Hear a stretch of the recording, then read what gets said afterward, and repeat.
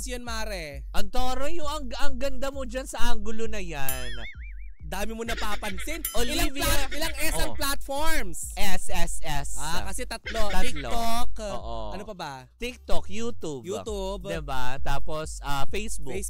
SSS. So, diba? Platforms. Dinapay-matahan din sila sa kalubuhan ng dalawang bakla. In fairness, yung ilaw pag tumama sa'yo. Olivia Rodrigo. Olivia Rodrigo. Duterte. Olivia Rodriguez. Talaga ba? But anyways, ako mga bagay, ito na, wag na natin patagalin pa dahil swerte ang dala natin ngayon sa lahat na nakatutok sa ating impilan sa ating Pangga Bingo Plus Panalo!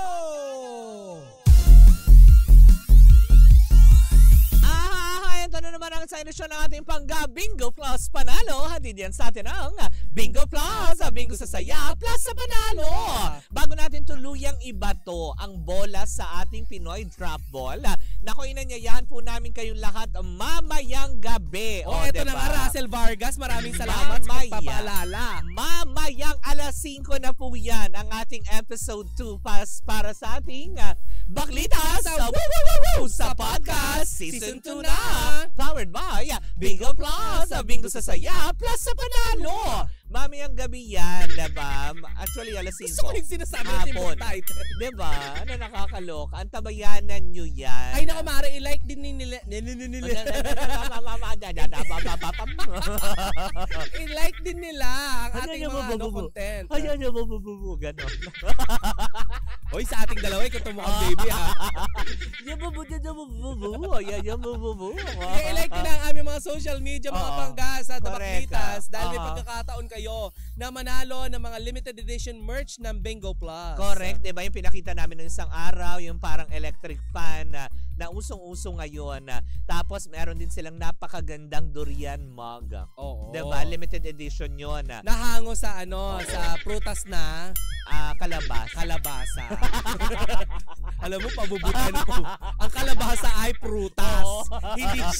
Hindi siya gulay.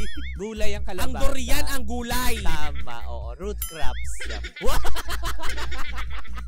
Sige, kung ano nung tinuturo natin. Eto na mga Bangga, ihulog na natin ang ating magic ball para makakuha tayo ng lucky card for the day para sa ating Pinoy Drop Ball Pangga Bingo Plus Panalo ngayong araw na ito. Ilaglag mo na!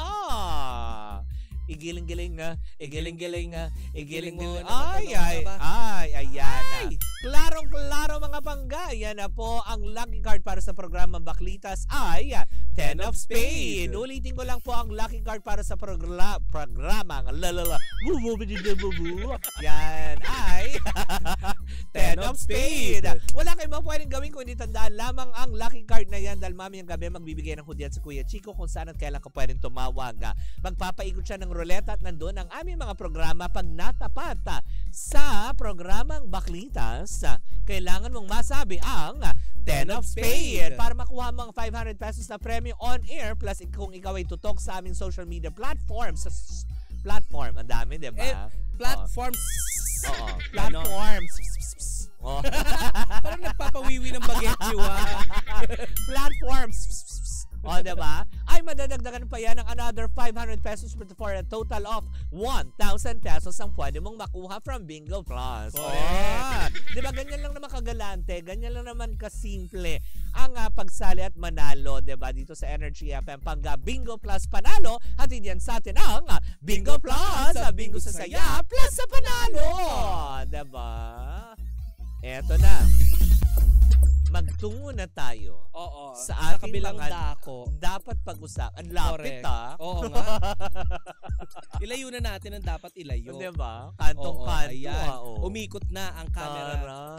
Ang camera. Ano po masasabi nyo sa impeachment? Hindi. Wala akong masasabi doon. Hindi ka magsasalita tungkol sa mga bagay na hindi naman talaga. Uy, ang sexy. Wow! Ang taray. Ang ganda na suot mo in fairness. Ayan ka na naman sa panlalait mo. Hindi, wala. Ang yummy mo nga tignan. Wow! Tignan mo nga ulit. I-focus mo nga, baby toe. Tigilan nyo! Diba? Ang yummy mo. Diba? In fairness, sa conscious gondo. Yung ate ko, ganda-gandahan. O, diba? Yes. Ang ganda, pero in fairness, ang yummy mong tignan dyan sa kasuotan mo. Parang ang braso de Mercedes. Sabi ko na eh. Wow, nahiya naman ako sa'yo. Tawiran ka sa school. Huy. Oo nga, no. Parang pabraso de Mercedes. Diba? Ano ka ba? Takip ako ng TV. So, yung takip sa TV. Hindi tama na yung Ay, sa magchismisan na tayo. Ganito na yung outfit ng ichichismis ko. Kasi nga, Mare, ang nakakaloka. Dahil, di ba, nitong nakaraan lamang, napapabalita nga, na-engage na nga ang dating kasintahan nitong si, dating kasintahan ni Carla Estrada. Pero Mare, eto ang nakakaloka for today's video. Ang alin? Nagkabalikan sila? Ay, wait it. Sabi ng pulit. Oo. Dahil Mare, 4 na oras pa lang ang nakakalipas mula nung mag-post yung kapatid Nino ni Jelly Au, yung fiancé nung dating kasintahan ni Ma'am si Carla. Na pinagbubugbog, Mare. Oh my God. Naalala mo yung nag-post ng tinawag si Mami Carla ng mami. Ni Ma'am si Carla ng mami. Siya yung binugbog, Mare. OMG. Oo. Yung post, Mare, yung girl lalo. Oo. Na iniinis siya si Ma'am si Carla. Oo. Ngayon. Ayon dun sa post, Mare, ng kapatid, pinagsusuntok daw si Jelly Au itong si Jam Ignacio sa loob ng sasakyan. OMG. Swertihan lang, Mare. Bakit hindi siya nag-stop the car? Ganon. Mare, nakalaki. Swertihan lang, Mare, na walang laman yung kanilang RFID. Kaya nahinto sila sa may SLEX, sa may toll gate. Kumbaga doon naharap. Yes. Dahil kung hindi, ano mangyayari? Baka naman napatay siya noon. Eto na nga, Mare. Nung hindi sila padaanin sa doon SLEX. sa Kasi nga walang laman yung RFID. Walang laman yung RFID. Akla, doon siya humingi ng tulong. Ay, buti meron ba na tayong lang. Picture nung inabot? OMG, talaga ba? Kasi pinost ng kapatid eh. Talagang talagang bugbog burn na talaga. Bugbog burn na. OMG. Talagang maganda pa naman ito. Ayan, pasintabi lang po sa lahat po ng mga kumakain. Ito po ngayon ang sinapit nung kinakasama ni Jam Ignacio. Yung dating kasintahan ni Ma'am si Carla. Ay, ganun pala siya kabrutal. Ayoko naman sa mga lalaking ganun na nagbubugbog burn na. Eto pa, Mare. Sabi dun sa post, Mare, una sa lahat, kung ano man ang ginawa ng ate ko, wala kang karapatan na dampian ng kamay ang ate ko. Ang kapal na mukha mo, Jam Ignacio, yun yung nasa post. Pinangalanan talaga. Kawawa naman yung parang ginawa naman yung punching bag. Sabi nga, Mare, dito ni hindi nakahingi ng tulong ang ate ko dahil kinuha mo yung cellphone. Buti na lang hindi mabasa yung RFID sa toll at napasigaw ang ate ko. Ayun, kaya nung nagbaba daw ng bintana, nakahingi siya ng tulong sa teller.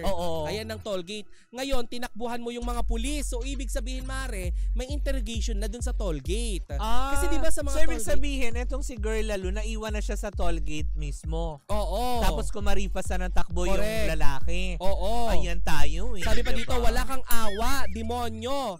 Ayan, mapapatay mo ang ate ko. Update po sa ate ko ay magpapamedical na daw sila ngayon at magre-report sa pulis. Hindi totoo naman kasi crime against women's yan, violation against the rights of women's and children. Diba? So, bakit ka na tayo naman tumatawa? Kasi, may kalokohan tong si Kapitana Sisa. Hindi daw pwede magsampa ng violence against women and children kung walang mga children. Bitbita. Ng mga children. So, dapat isama ang mga pamangkin. Pero biro lang yun. Para maisampa ang kaso sa protection desk. Women's desk. Bakla ka. Pero yun na nga, Mare. Hindi, pero kidding aside, grabe kidding yung aside, sinapit grabe, niya. Halos, sobra, parang gawain ba ng matinong tao yan na malakit ka ng ganyan? At kung maalala mo, Mare, noong 2019 ay nagsimula ang relasyon ni Ma'am si Carla at saka ni Jam Ignacio. Gayon pa man, noong 2024 ay naghiwalay ang dalawa. Bagaman hindi isiniwalat ni Carla Estrada ang dahilan ng kanilang paghihiwalay, ay sinabi niya na si Jam ang tanging sinabi niya na si Jam ang tanging dating kasintahan na hindi niya nakakasundo pagkatapos ng kanilang relasyon. So, ibig sabihin, nakakaranas din si Ma'am Carla ng yan ang hindi natin alam. Diba? Kasi kung nagagawa nga dito sa Girl Lalo na ito what more. Tas, diba, patunay yan. Kasi diba sinasabi nga niya na hindi niya nakakasundo talaga. Correct. Matapos ang kanilang paghihiwalay, Mare, ay na-engage si Jam Ignacio sa bagong kasintahan na nagngangalang ito nga si Jelly Au. Nagkaroon nga ng controversy sa pagitan ni Jelly Au at saka ni Ma'am Carla nang tawagin itong mami. At itong si Ma'am Carla naman, nag-post siya ng fame whore. Yun yung mga panahon na nag-aanuhan sila, nagpapalitan ng mensahe on social media. Sabi niya gano'n, violence against women act pala. Wow. Yun yung tawag ko. Vowsy. Vow. Hindi vow. Vowsy pala. Vowsy. Binasa ko isang diretsuhan. Vok. Diba? Yung bakla bubo. Yung bakla ka na. Bubo ka ba? Taray, jackpot. Diba? Combo, diba? Yung mga ganun. Uso na yung mga combo ngayon. Taray, times 8 Yari sa baho. Diba? But anyway. Vowsy pala ang tawag doon. Salamat Vilma at John. Alam mo, Mare, sa panahon ngayon, maraming nananawagan sa sa syempre mga aspirants, di ba? Na sana tulungan ninyo yung mga ganitong klase ng karahasan. Hindi, 'di ba? Lalo pa yung mga nasa PAW. Yung mga PAW lawyers natin, ito dapat yung mga pinagtutuunan natin ng pansin 'di ba? Alam naman natin na may kakayanan din naman sila, but still, 'di ba? Hindi ako akma sa ganun na tipong medyo ginagawa nila-light lang natin yung usapan, 'di ba? Kaya tayo nagtatawanan. Pero kasi sa mga ganung aspeto, hindi rin ako ganun pabor. Na tipong may kanya-kanya tayong pagkakaiba. Yes. Diba? May kanya-kanya tayong iniisip, pananaw, pananalita, diba? Mare, tingin mo, pero ano ang nagawa nitong si Merlat para bugbugin siya ng ganun? Don't tell me dahil kumain lang siya sa loob ng kotse. Ganon? Nakakaloka. Diba yung mga pinagsusuntok yung junganga? Kasi diba usually ganon ang arte ng mga lalaki pag may kotse. Bawal kang, alam mo yon, bawal mong ilbalibag yung pintuan ng kotse. Bawal kang kumain sa loob ng kotse kasi mangangamoy bagong car wash. Correct. Tapos bawal kang ganito lumikot-likot sa loob dahil yung seat cover. Tapos pati yung matting issue sa kanila. Diba? Pati yung paghawak mo dun sa bintana na may iwan yung fingerprints mo. Issue sa mga kalala. Para ganito ba? Yan, alin dun sa mga rason na yan? Or baka meron silang pinagtatalunan pero hindi ibig sabihin tama yung kapatid It doesn't give you the right para gawin mo siyang, alam mo yun, punching bag. Naku, patawarin ako ng Diyos, pero kapag nangyari siguro to, talagang diretso kulong ka. Alam mo yun, wala yung pinagkaiba sa, alam mo yun, nanggahasa ka, sa nambugbog ka ng ganyan, Mari. Grabe, putok-putok yung labi. Diba? Sayang yung lip filler. Diba yung mga lip ganon? filler, hindi. Hindi naman nagpa-lip filler. Hindi nga, manual yung ginawa. Diba? Pinamaga, grabe. Hindi, pero hindi ako pabor sa ganon. Kasi ibang usapan na, yan ang sinasabi, diba? Magtatalo tayo, magmumurahan tayo, magsusumbatan tayo ng mga kung ano man. Pero, ibang... Ito siya dati. Silang dalawa yan. Ibang usapan. Kapag ka, alam mo yon, dinaan mo na ako sa karahasan. Correct. Kaya ginamitan mo na ako ng, alam mo yon, dumampi na yung kamay mo sa akin. Diba? Na nakakaloka. Ano gusto mong dumampi sa'yo? Siyempre yung kamay pa din, pero haplos, wag naman yung gano'n. Oo. Dahil diba? Diba nga? Ay, pag ako sinapak yun. Alam mo, pag ako yung sinapak, siguraduhin mo lang di na ako babangon, Ay, chika. Dahil pag bumangon ako, magtago ka. Ganun ang peg ko, diba? Ito si Kapitana Sisa. O ano? Meron kang, di ba, may nakatsurbahan ka naggaganon ba? Ay, yung sinampal ako. Sinampal ka. Tapos anong ginawa mo? Sinampal ko din. Sinampal niya din. Diba? Hayop ka, ba't ka nananakit? Diba? Diba, nauso yung slap me baby? Oo, pero siya talaga literal, sinampal ako. Diba? Pagtayo ko, sinampal ko din. Nagbihis ako. Go, alis.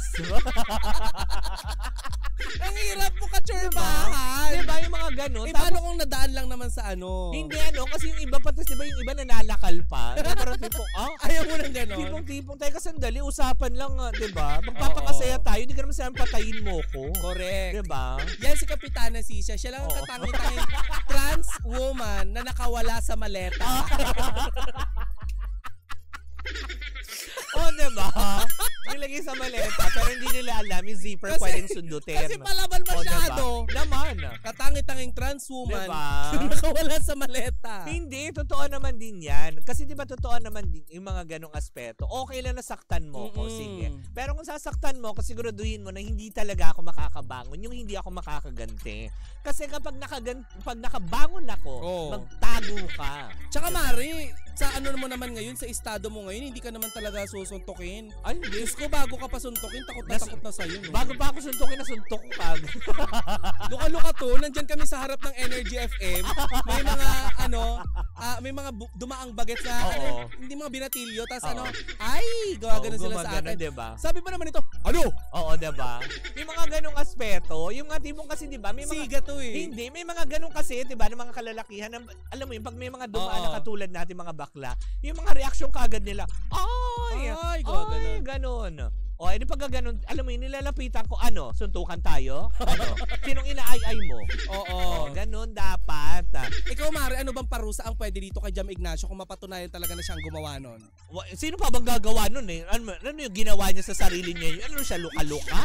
Ganon? Parang sinabak-sapak niya para mapagbintangan lang yung lalaki? Parang OA nun Pero alam mo yun, dapat makulong siya sa ginawa niya. Kung sakasakali. Oo, kasi, diba, maaaring siguro may nagawa siyang kasalanan sa'yo, pero, diba, hindi ibig sabihin nun, para umabot sa ganun, kulang na lang mapatay mo yung tao. Paano kung hindi kayo naharang dun sa NSLEX? Di, alam mo yun, umuwing nasa maleta na lang yung babae. Ang mahiwagang tanong ng mga netizen, ano kayang reaksyon ngayon ni Ma'am si Carla? Feeling ko bilang babae naman, hindi siya magtatatawa. Hindi rin siya siguro sasabihin niya na buti nga sa'yo. Hindi. Kasi bilang babae, siguro kasi baka naranasan din niya yung ganito eh. Grabe yung trauma siguro, no? Diba? Malamang, diba? Para sabihin niya hindi sila nagkakasundo. Actually, maganda pa nga yun. Mababaw pa nga yung dahilan na yun kaya kami naghiwalay kasi hindi talaga kami magkasundo. Diba? Pinaganda lang niya. In short, parang tipong ayaw niyang papangitin yung imahe. Pero this time, diba? Siya nagpakilala sa sarili niya. The picture will speak for itself. Yung mukha ng babae na yun at yung trauma. Grabe, parang sisi. Mari, diba? Para siyang ginawa. Anong pangalan niya? Jelly Aw. Ginawa siyang Jelly Ace, diba? Ni Jam. Nakakaloka. Para silang matatamis. Oo, diba nakakaloka? Jelly tapos Jam. Ayoko ng ganung lalaki, diba? Ayun ang mga sinusuntok-suntok. Oo, diba? Yung mga ganun. Anong gusto mong idunggol-dunggol sa'yo? Siyempre, alam mo na. Ding-dong, ganun. Yung mga ding-dong nila, ganun. Pwede naman nilang, yun ang dunggol-dunggolin nila sa akin.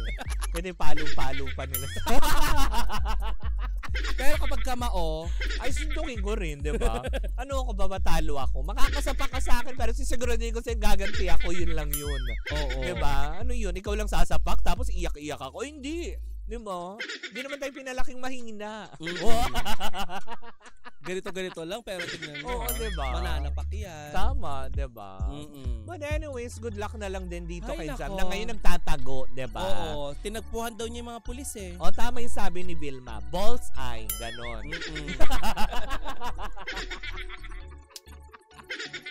Kasi, diba, pag balls eye, talagang perfect yun. Correct. Nasundot ka talaga ng gusto. Talagang, ganun. Bababa. Wait. Naipit sa zipper. Ay, naku, magpaalam na tayo, Mare. Ano ka talaga? Pre. Sabi dito, baka Mare sa huli, magbalikan din. Ano yan? Yung sino ba ito yung binugbog sa Tagaytay? Ano ba pangalan nun? Ano ba pangalan nun? Help us remind nga. Diba, nagbubugan yun? Oo. Diba? Tapos ang jowa. Oo. Diba? Pero hindi naman yata nagbalikan. Parang good friends na lang daw sila. Oo, pero parang civil, diba? Pero after din nun, parang yun din, ang tanong, najumbag din ba kaya si Ma'am si Carla ng ex niya? Hindi, yun nga, diba? Yun ang hindi natin alam. Hindi rin natin alam, pero meron siyang bad experience. Naku, lagot siya kay Daniel. Diba? Lalo na yung mga nakikita ko sa incognito. Mas lalong lagot siya sa buong Padilla clan. Oo. Daniel, sa'yo lahat yun. Ana Halandoni, tama. Thank you so much. Ana Halandoni. Tsaka yung lalaki na medyo parang foreigner. Si Mr. Halandoni. Hindi! Si boyfriend Halandoni. Oo, basta si Boy Afama. Oo, na local celebrity din. Correct. Diba? Kit Thompson. Oo. Mr. Halandoni. But anyways, nakuhan, Tina tayo to the highest level. Actually. Kung saan man nahantong nito, di ba? Siyempre, dapat makatutukan natin to na dapat mapanagot ang gumawa Grabe nito. si Vilma Rebrado sa laki niya, takot niya lang. Oo, takot niya lang. Oo, takot niya lang. Grabe, hindi naman lahat ng mga malalaki may kakayahang lumaban, Vilma. Diba? Sa kita dyan Yung iba lang, alam mo yun, nakayup-yup lang dyan. Nakayup-yup. Akala mo ba lahat ng mga Yung minsan kasi yung laki, dinadalan sa laki pero bulag, ampaw, ganun. Pero alam mo yun. Nako, Vilma, sana hindi mangyari sa'yo ang mga ganyang bagay. Ay, diba? Wag na natin anuhin pa. Kung saan pa mapupunta ang mga usapin na ito. Ang talas ng utak Mr. Alandoni. Wala na maisip Talagang Mr. Alandoni. Hindi, si Kit Thompson kasi yun. Nawala lang sa isip ko, pero kilala ko yung mukha. Diba? Oo, kasi may mga side song ka. Oo, ang laki niya Ay! Diba? Salamat sa Telegram. Tayo magpaalam na. But anyways, ako mga panggarian, muli po ay nanyahan namin kayo mamayang 5 p.m. po ang episode 2 para sa Baklita sa sa podcast Season 2 na. Powered by Bingo Plus, Bingo sa Saya, Plus sa Panalo. Muli po ako si Kapitana Sisa. Ako naman po si Tita Cora. And we are still same pero iba. Dali-dali pa rin po ang ating tugtugan. Syempre, dito po lamang yan sa